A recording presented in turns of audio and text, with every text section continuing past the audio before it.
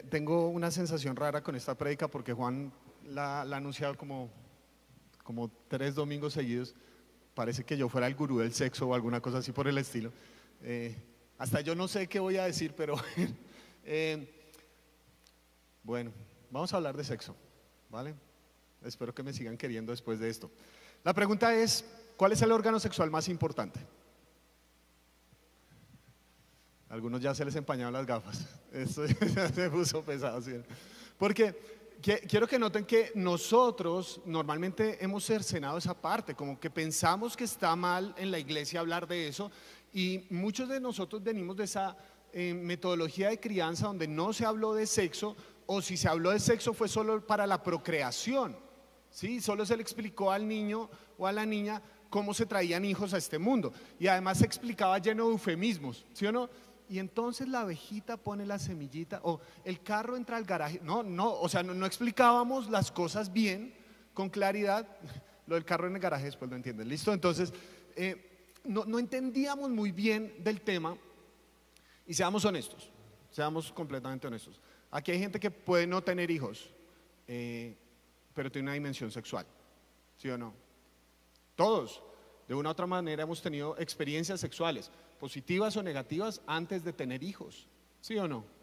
Entonces, explicar solamente la procreación en el área sexual es minimizarla, es minimizarla.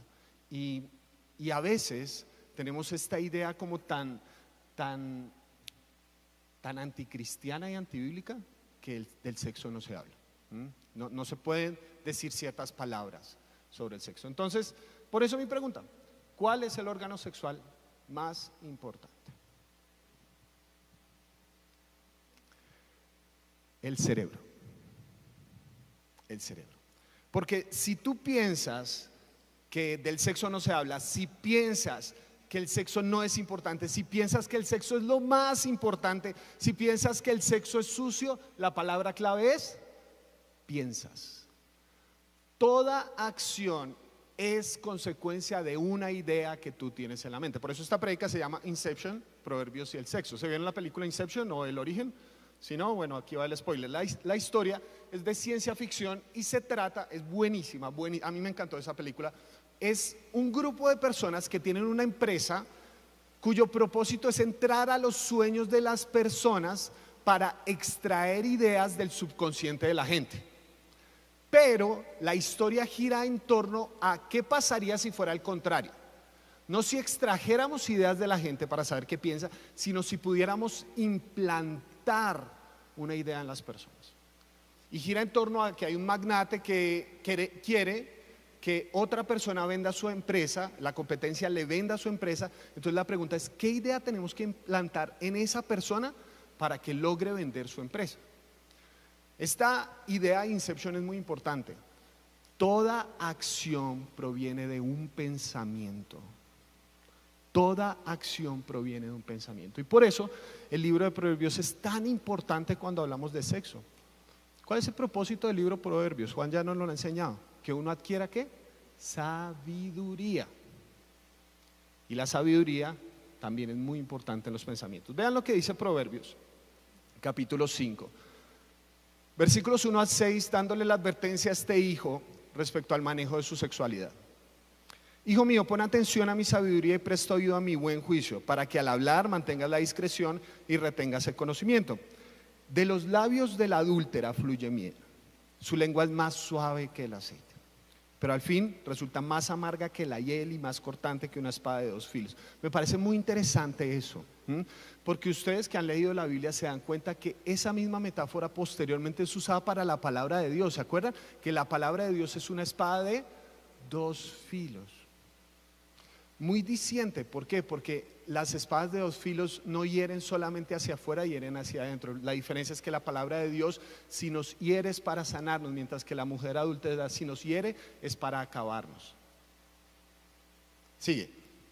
Sus pies descienden hasta la muerte, sus pasos van derecho al sepulcro. No toma ella en cuenta el camino de la vida, sus sendas son torcidas y ella no lo reconoce. Proverbios se escribe, por lo menos esta primera parte, para un hijo que probablemente no es adulto, pero ya está a puertas de salir de casa. Entonces el papá le quiere dar consejos sobre, bueno, ¿cómo va a ser la vida? ¿Cómo va a enfrentar usted la vida real allá afuera? Y la sabiduría, el papá la personifica con una mujer. La mujer es una muestra de sabiduría. Por eso Proverbios 31 no habla específicamente de que tienes que ser una mujer perfecta, sino que muchos intérpretes dicen que ese es un canto a la sabiduría. Mujer virtuosa, ¿quién la hallará? Se refiere a la sabiduría. Entonces la antítesis, el enemigo, también es una mujer.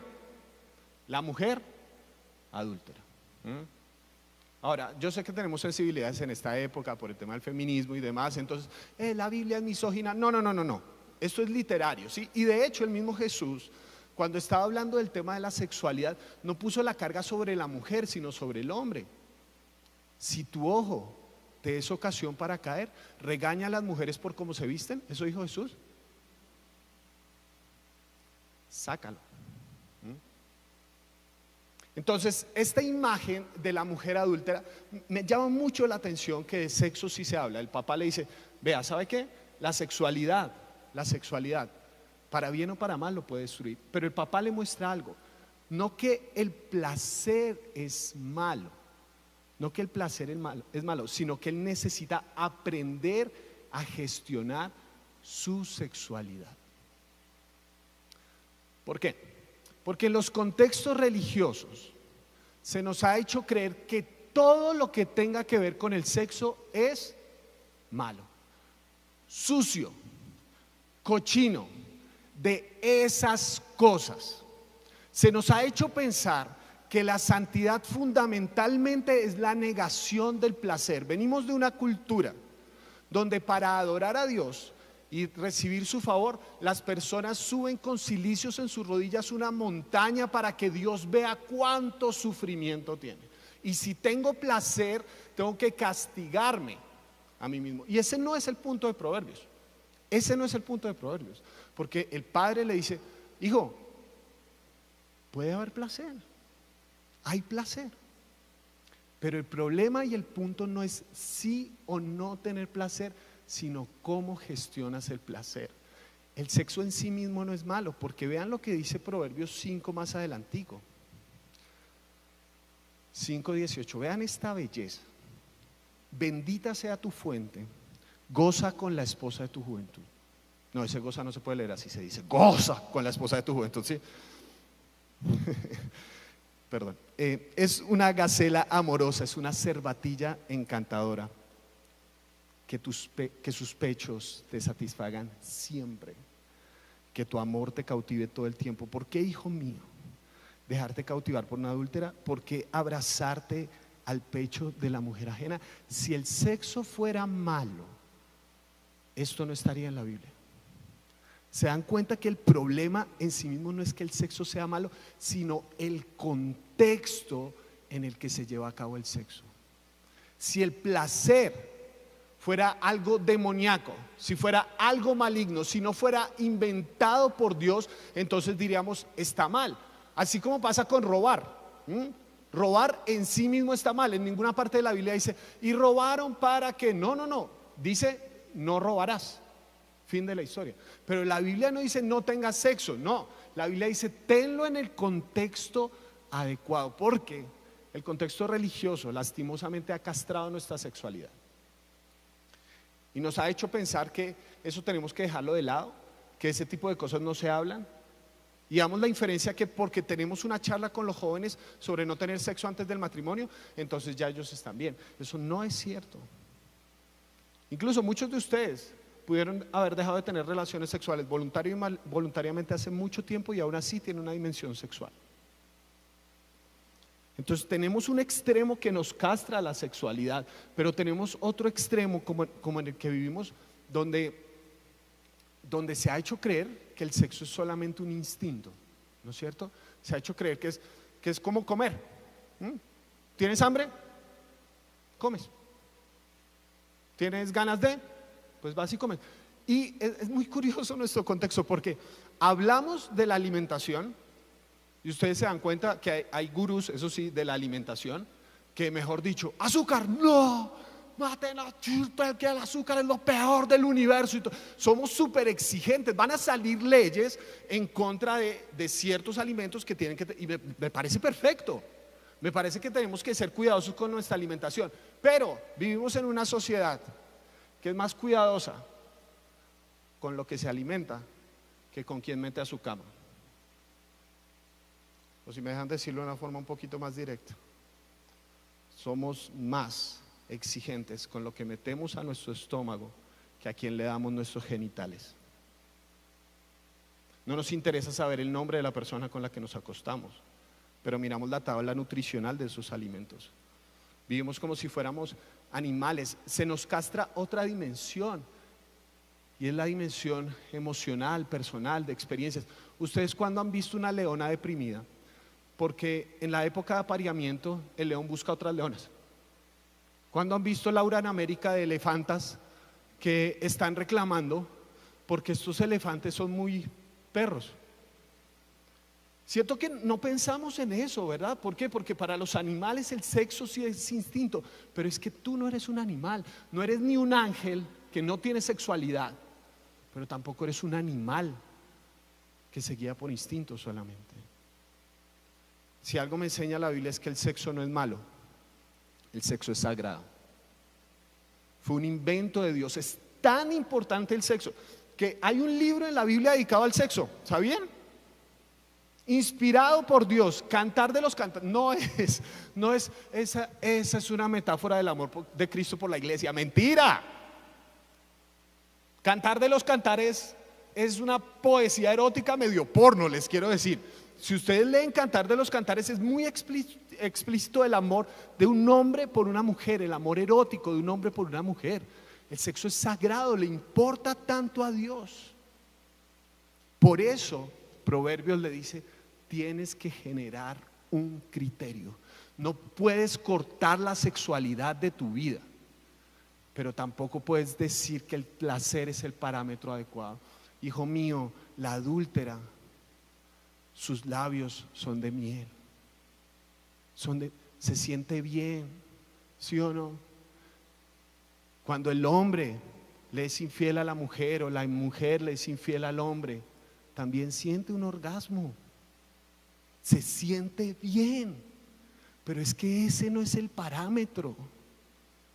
Tienes que tener un criterio más elevado, porque una persona con criterio no deshumaniza la sexualidad, no la niega, pero tampoco la pone en un altar de idolatría, decir: esto es lo más esencial de mi vida. El padre de Proverbios quiere que su hijo tenga una elevación y pueda tener un criterio que no deshumanice la sexualidad, que no la niegue, porque sí, hijo, se puede sentir bien cuando vas a la adúltera, se siente bien, se siente chévere, pero tienes que tener en cuenta que cuando entras por esa puerta es muy probable que te destruyas. Más adelante, en el versículo 7 y 14, el texto dice así: pues bien, hijo mío, préstame atención y no te apartes de mis palabras. Aléjate de la adúltera. No te acerques a la puerta de su casa, para que no entregues a otros tu vigor, ni tus años a gente cruel, para que no sacie con tu fuerza a gente extraña, ni vayan a dar en casa ajena tus esfuerzos, porque al final acabarás por llorar cuando todo tu ser se haya consumido, y dirás: ¿cómo pude aborrecer la corrección? ¿Cómo pudo mi corazón despreciar la disciplina? No atendí la voz de mis maestros, ni presté oído a mis instructores. Ahora estoy al borde de la ruina, en medio de toda la comunidad. La verdad es esta: una mala gestión de la sexualidad puede destruirte. Y no tiene que ver solamente con enfermedades venéreas, entiéndanme por favor. Tiene que ver con el corazón. Tiene que ver con el corazón. No se imaginan cuánta gente yo he aconsejado que sabe tomar las pastillas, que sabe todos los métodos anticonceptivos, y dice: Miguel, cada vez que me acuesto con otra persona más, me siento más vacío, más vacía que antes. Es como un hoyo gigante que tengo dentro del alma y no puedo llenar. porque puede destruirte. Puede destruirte. La sexualidad tiene el poder de mostrarnos la gloria de Dios en la unión de una pareja de una forma más íntima y más profunda que nadie más en la historia de la humanidad ha tenido. Yo no sé si lo ha pensado de esa manera, pero el matrimonio es un milagro. ¿Con cuántas personas, ojalá, se casa uno en la vida? Con una. ¿Cuántos millones de seres humanos somos? Vamos casi por 9.000 millones de seres humanos. Uno entre 9.000 millones, ¿cómo se llama eso estadísticamente? Milagro. Milagro. Tu esposo, tu esposa es un milagro. Con nadie más en toda la historia vas a compartir esa dimensión de tu vida. Pero si no entiendes el poder del sexo para la gloria de Dios, para unir esta familia, muy probablemente vas por otro extremo y vas a estar regalando tu corazón pensando que a una acostada distancia vas a estar bien, y no. Y aquí este texto, este último que leímos de Proverbios, cuando el joven se está lamentando, me parece a mí que la palabra clave que está ahí es en el lamento. Él dice: ¿cómo pude aborrecer la corrección? Pongan atención a esto. ¿Cómo pudo mi corazón despreciar la disciplina? Porque nuestros problemas con el sexo son problemas de corazón, no de comportamientos. Por eso no les estoy hablando aquí de cuáles son las reglas cristianas por eso no les estoy hablando aquí de qué es lo correcto que puede hacer, o las preguntas de los jóvenes que están con novio y todo eso. Miguel, ¿hasta dónde puedo tocar en un besito? No les estoy hablando de eso. No les estoy diciendo lo que deben hacer los esposos máximo es hasta. No les estoy hablando de posiciones, no les estoy hablando de nada de esas cosas externas. Por una razón: el problema del sexo no es un problema de comportamientos. Todos nosotros sabemos, y yo creo en la conciencia que les da el Espíritu Santo a cada uno de ustedes, en qué parte de nuestra sexualidad estamos rotos.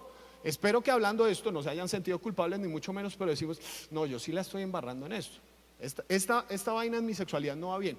Todos esos comportamientos. Pero el problema real está en ¿dónde? En nuestro corazón. ¿Cómo pude despreciar en mi corazón la disciplina? Porque si nos basamos solamente en comportamientos, en yo venirles a decir: estas son las reglas de vida de lo que tienen que hacer con el sexo, y eso es lo que tienen que cumplir, si nuestro corazón no está alineado con esos comportamientos, es decir, si nos comportamos pero solamente para que nos digan y nos aplaudan, qué bonito se ve la cosa, pero nuestro corazón no está en eso, ¿saben cómo se llama? Hipocresía. Provengo de un medio cristiano en el que solamente se enfatizaron durante mi adolescencia, hace 2 años, durante mi adolescencia, porque se ríen, nos enseñaron el tema de comportamiento sin corazón. Nos dijeron que el bien supremo de la persona joven era llegar virgen al matrimonio. Y no les estoy diciendo que ahora salgan a acostarse con cualquiera que encuentren, no. Si llegas virgen al matrimonio, ya. O sea, la meta suprema de la gestión de la sexualidad es llegar virgen al matrimonio. Y ustedes no se imaginan la cantidad de culpa que le transmitieron a la gente. Es que de verdad yo sobreviví a la religión. Había incluso gente que decía que era pecado tener novia si uno no se casaba con esa persona. Ustedes no se imaginan la carga tan pesada para uno que trata de ser medio juicioso, ¿no es cierto? Y que trata de hacer las cosas. Porque tuve un montón de amigos que habían hecho el pacto y hacían pacto, y no es cierto, y se ponía un arco, y sí, señor, y se ponía un anillo y toda la vaina como compromiso: voy a tener una sola novia y con esa casarme. Ustedes no se imaginan la carga tan fuerte, porque ese era el comportamiento esperado, pero nunca se nos explicó el corazón. Tantos jóvenes que yo conocí que delante de los papás: no, yo ni novia tengo, pero yo sabía que se estaban acostando con la que era su novia a escondidas. Y la carga que eso generó dentro de mi propio corazón, de sentirme mal incluso porque me empezara a gustar una niña a los 16 años. ¿Sabe cómo se llama eso? Eso se llama normal. Yo era un ser humano normal y me sentía mal porque me llamara la atención una niña. Recuerda suscribirte para no perderte ningún video. Ahora vamos con el cierre del mensaje. Me sentía culpable por querer abrazarla. ¿Se dan cuenta el daño que ejerce el sistema religioso al cercenarnos y castrarnos la sexualidad? Y no solamente eso, sino enfocarnos en los comportamientos y decirnos, si llegas virgen al matrimonio, entonces tu sexo va a ser increíble. No siempre es así. No siempre es así. Y entonces tenemos miedo de hablar de esto porque tenemos que guardar una fachada, pero no abrimos nuestro corazón. Y Jesús mismo, cuando habló de este tema de la sexualidad, lo conectó con el corazón. Vean lo que dice Marcos, capítulo 7, versículos 20 al 23.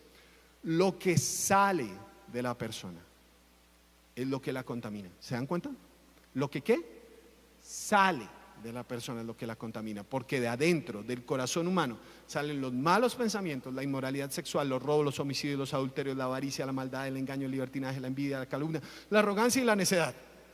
Todos estos males vienen de adentro y contaminan a la persona. La sanidad de tu sexualidad no inicia en tus genitales, sino en tu corazón. ¿Se dieron cuenta del movimiento de contaminación? ¿Qué es lo que contamina al ser humano? Lo que entra en él. ¿Qué dice el texto? Lo que sale. A ver, ya que estamos en estas, ¿qué es lo malo de consumir pornografía? A veces pensamos, no veo eso para no contaminarme. Y se dan cuenta que seguimos pensando que el mal es algo externo que va a entrar a nosotros. No, señor. La lujuria ya está dentro de mí. Y lo que hago al ver eso es alimentar el monstruo que yo llevo dentro. Porque el problema no es lo que entra en el ser humano, sino lo que sale de él. Necesito, lo decía Santi Benavides, nos quieres trasplantar tu corazón, este corazón de piedra, convertirlo en un corazón de carne. Si no hay sanidad en el corazón, no va a haber sanidad en la sexualidad.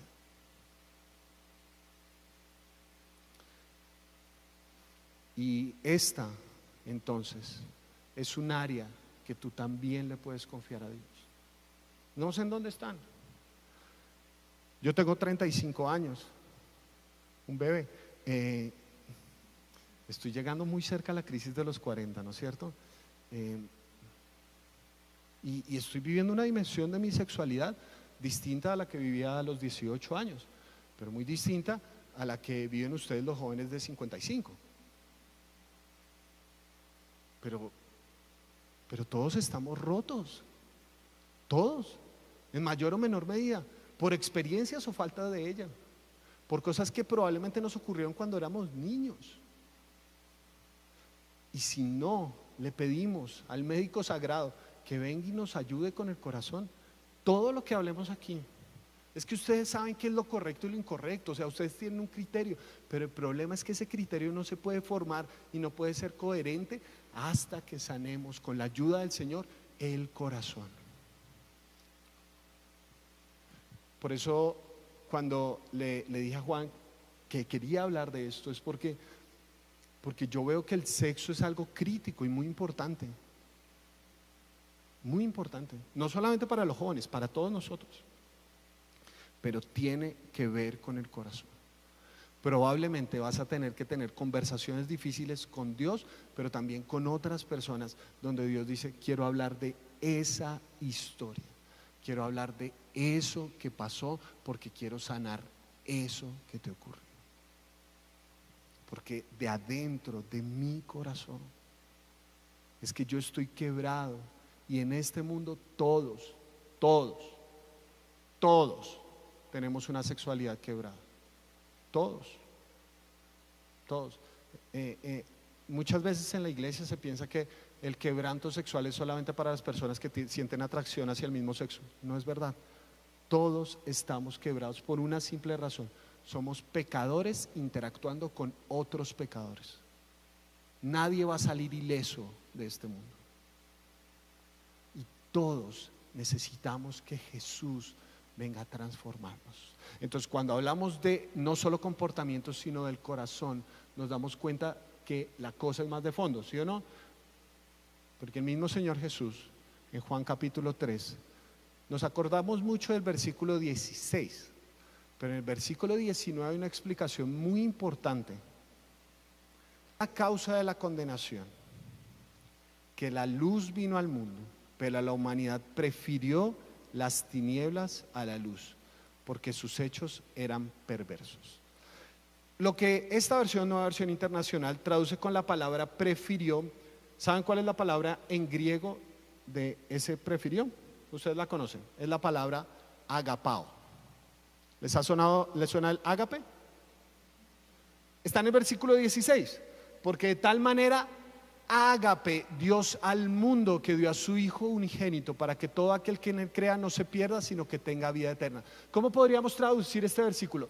Esta es la causa de la condenación, que la luz vino al mundo, pero los seres humanos, ¿qué? Amaron más las tinieblas que la luz. ¿Por qué eres adicto? ¿Por qué eres adicta a ciertos pecados sexuales? Porque los amas, porque te gusta, porque sientes que de ellos puedes obtener algo que Dios no te está dando. Tienes la sensación de que eso sí va a llenar tu corazón. Nosotros tenemos un problema de amor. Tu problema no son comportamientos. Jesús no vino a darnos mejores comportamientos. Esa es la belleza del evangelio, que Jesús no vino a darnos unas reglas de vida. Jesús vino a decirnos: ustedes tienen un problema de amor, tienen un problema de corazón. Mientras Dios los amaba entrañablemente, ustedes amaron más las tinieblas. Y ustedes necesitan cambiar, esa es la promesa de Ezequiel, cambiar ese corazón de piedra en uno de carne. Necesitamos recalibrar el amor.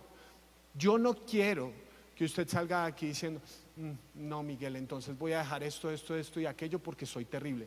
No, yo quiero que usted empiece en algo. ¿Por qué amo ese pecado?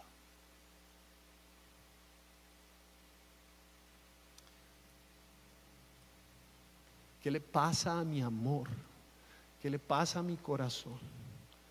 Que cuando ve a Dios prefiere ir a la casa de la adúltera. ¿Qué le pasa a mi corazón, por favor? Que como dice Pablo, lo que no quiero hacer, eso hago. ¿Qué le pasa a mi corazón, por favor? No solamente son comportamientos correctos, es un corazón transformado. Cuando yo era pastor de jóvenes en Medellín, una vez un evento a nivel de toda la ciudad, en la plaza de toros de la de Medellín, es la Macarena, ¿cierto? Es la Macarena.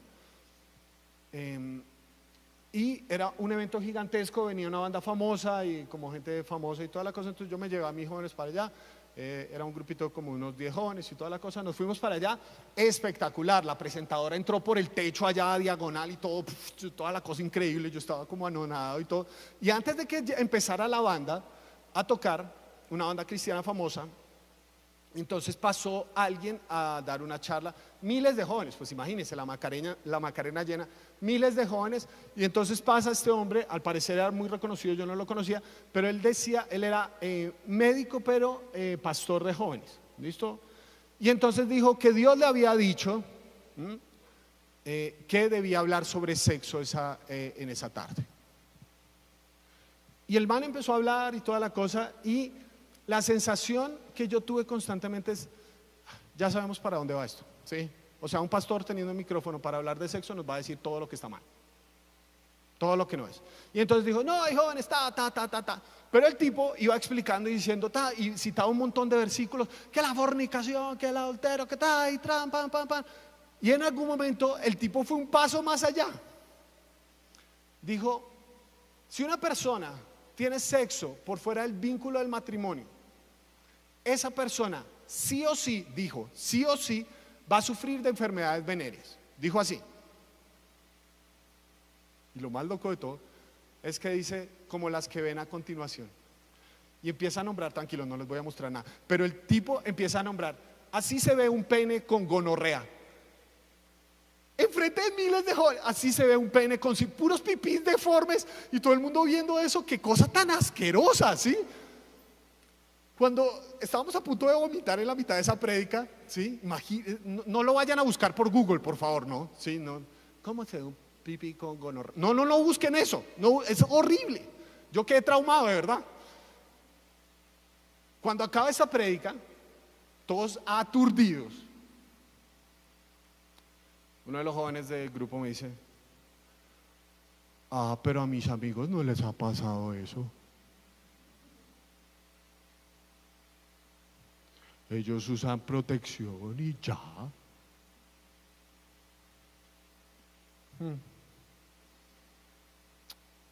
Y yo ahí me di cuenta de algo, que el miedo no puede solucionar nuestro amor. Yo aquí podría haber venido durante toda esta prédica a amenazarlos de las cosas horribles que les pueden pasar. Y probablemente les van a pasar, o probablemente les han pasado. Pero ¿sabe qué? Probablemente no. Probablemente usted tenga una sexualidad súper desordenada y nunca haya contraído una enfermedad venérea. ¿Sí o no? De poder, se puede. De hecho, he leído que ya hay estudios que muestran que existe la posibilidad de sanar el VIH, que nosotros pensábamos que era el juicio de Dios sobre los homosexuales, y se han hecho estadísticas en ciertos lugares del mundo donde hoy en día hay un mayor porcentaje de parejas heterosexuales con VIH que parejas homosexuales. Se han hecho estudios de eso. Entonces pensamos que este es el juicio de Dios y vean lo que va a pasar, sí. Pero termina un joven diciendo: a mis amigos no les ha pasado eso. ¿Se dan cuenta que el miedo no soluciona el problema de amor? ¿Se dan cuenta por qué aquí nunca usamos el infierno como una amenaza? Porque Jesús no dijo arrepiéntanse porque el infierno los va a consumir. Jesús dijo arrepiéntanse porque ha llegado el reino de los cielos. Si tú quieres ir al cielo por miedo a no ir al infierno, es como querer casarse por miedo a quedarse solo. Irrelevante y peligroso. No me voy a quemar, hagamos la oración que toca hacer. Si no quieres estar con Jesús los 80 años que va a durar tu vida en esta tierra, ¿por qué vas a querer estar con Él por la eternidad? ¿Por qué? Porque es un problema de amor. Es un problema de amor. Uno le es fiel a la esposa por miedo a que no se ponga brava, o porque la amo tanto que lo demás es irrelevante. No empieza en el miedo, comienza en el amor. Tenemos que recalibrar el amor. Hay algo, Señor, que me impide amarte de todo corazón, y yo pido que vengas tú a cambiar eso. No comienza en el comportamiento, comienza en una relación. Usted se puede comportar increíblemente bien en el sexo, o ser un gurú del sexo. Usted puede ser sorprendente, pero si no tiene una conexión con el Señor, no entendió el evangelio.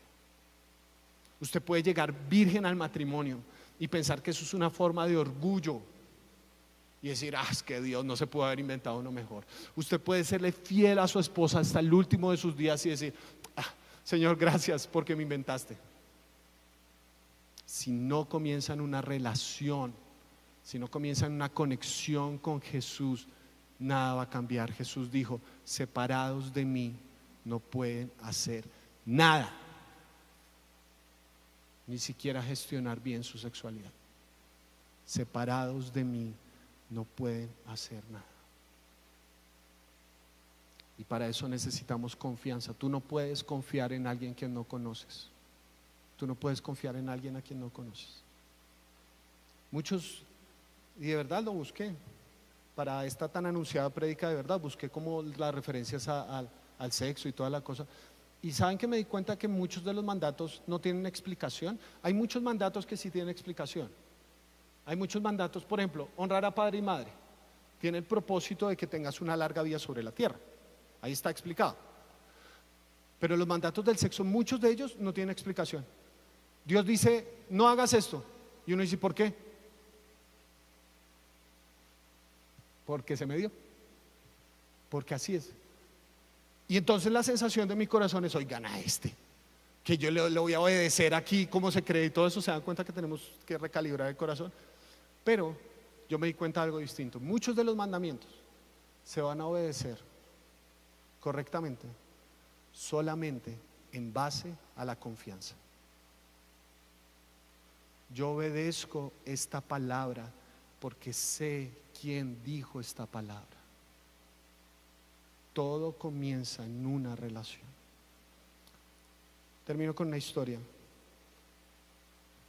Esta es una fotico de mi perrita, Luna. Lastimosamente falleció el 14 de febrero, mañana va a ser 5 años, del 2017. Esta era mi perrita, la primera perrita que tuve en la vida. Nosotros la adoptamos cuando ella tenía 4 años. Muy bella, súper juguetona.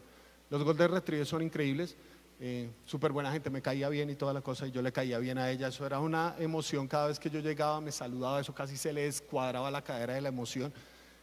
Muy bonita, Lunita era muy bonita. Nosotros la adoptamos porque la familia que la tenían a ella y un border collie, ya no podía sostenerlos a los dos. De hecho, no podía sostenerlos a ninguno de los dos. Estaban en una situación económica muy difícil, entonces querían entregarlos en adopción.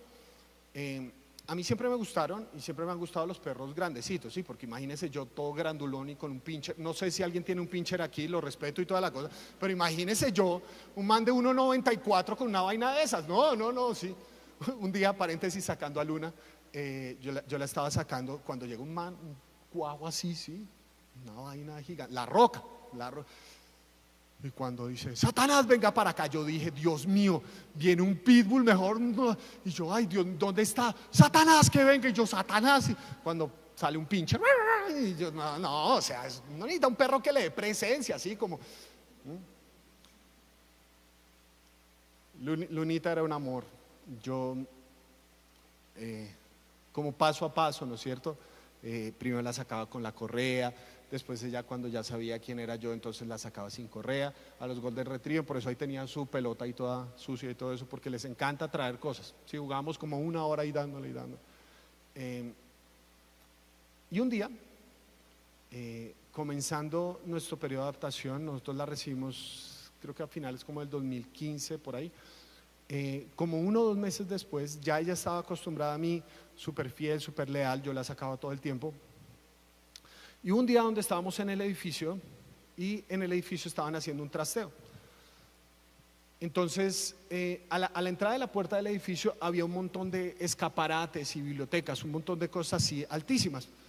Y yo traía a Luna sin la correa, y entonces pues yo pasé por eso porque necesitaba ir a mi casa. Entonces pasé, y cuando volteo a mirar en el ascensor, yo me doy cuenta que Luna está del otro lado de todos los escaparates del trasteo, aterrorizada. Veía esas cosas gigantescas que le podían caer encima. Tenía miedo realmente. Y entonces yo estaba aquí y yo dije: no puedo ir por ella porque esto va a ser la ilustración de una prédica en algún momento de la historia. Entonces no puedo ir por ella. Ella tiene que aprender a confiar en mí. Tengo que decirle que venga. Y entonces yo, desde este lado de los escaparates, ella aterrorizada porque no sabía lo que le podía pasar, yo le decía: ven, Lunita, ven, todo va a estar bien. Y ella, asustada, aterrorizada, porque sabía quién era yo, porque sabía que no le iba a hacer algo que le podía hacer daño, pasó asustada viendo todos esos escaparates, lento, pensando que algo le iba a caer encima. Me lamió la mano y entró al ascensor.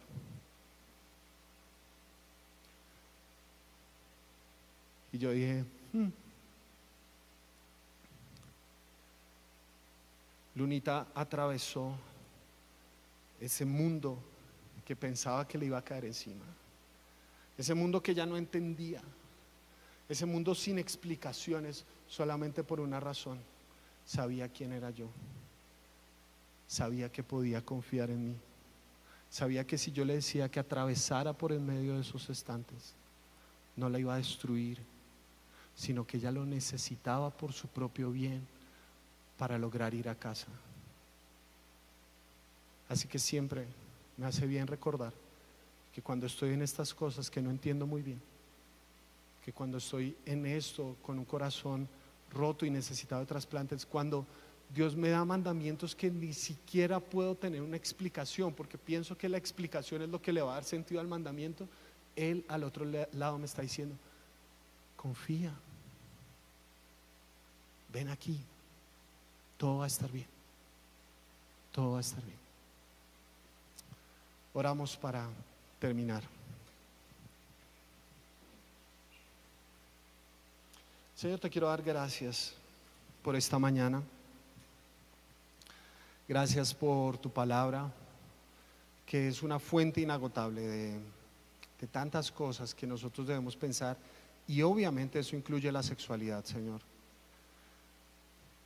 Yo quiero orar por el corazón de cada uno de los que está aquí, de cada uno de los que está en casa.